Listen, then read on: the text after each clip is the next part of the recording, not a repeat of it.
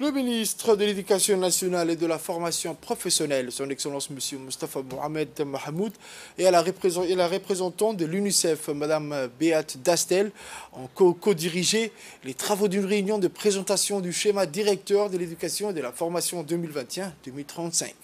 L'ensemble des membres du groupe local des partenaires de l'éducation a pris part à cette rencontre destinée à l'endossement du schéma directeur de l'éducation et de la formation pour la période 2021-2035. Il faut dire que le schéma directeur de l'éducation et de la formation est bâti autour de plusieurs axes d'orientation, à savoir la consolidation de l'accès et de l'équité avec en ligne de mire la scolarisation universelle à Djibouti à l'horizon 2025, la qualité de l'offre éducative à tous les niveaux, de la petite enfance au supérieur, une gouvernance du secteur concerté, fondée sur des données factuelles et fiables, mais aussi sur un cadre de résultats clairement défini et sur des évaluations régulières à tous les niveaux.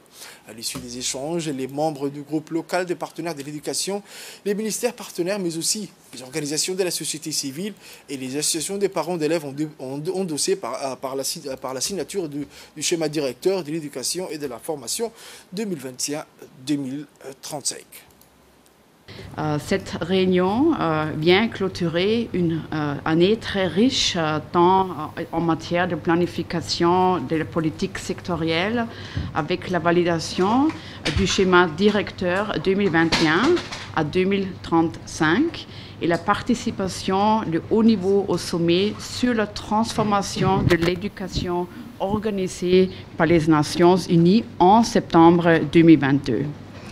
Lors de ce sommet, le ministère de l'Éducation nationale et de la formation professionnelle, sous le leadership de son Excellence, Monsieur le ministre, a proposé des engagements concrets pour transformer l'éducation qui sont sûrement reflétés dans ces documents qui concernent principalement le rattrapage des retards pris dans l'apprentissage à cause de la pandémie Covid-19, l'importance aussi de réimaginer les contenus disciplinaires et le plaidoyer pour mobiliser des ressources financières nécessaires ensemble.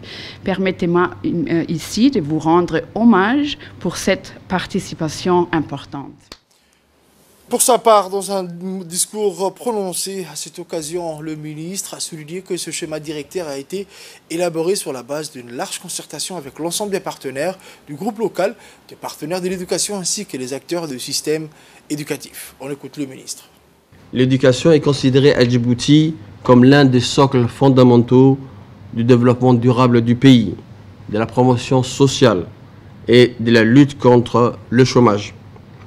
C'est dans cette optique que le chef de l'État, son Excellence M. Ismaël Morgele, fait de l'éducation une priorité absolue pour scolariser tous les enfants, tout en garantissant bien sûr la qualité des enseignements et apprentissages. La préparation de l'élaboration des schémas directeurs de l'éducation et de la formation ont été participatifs et inclusifs.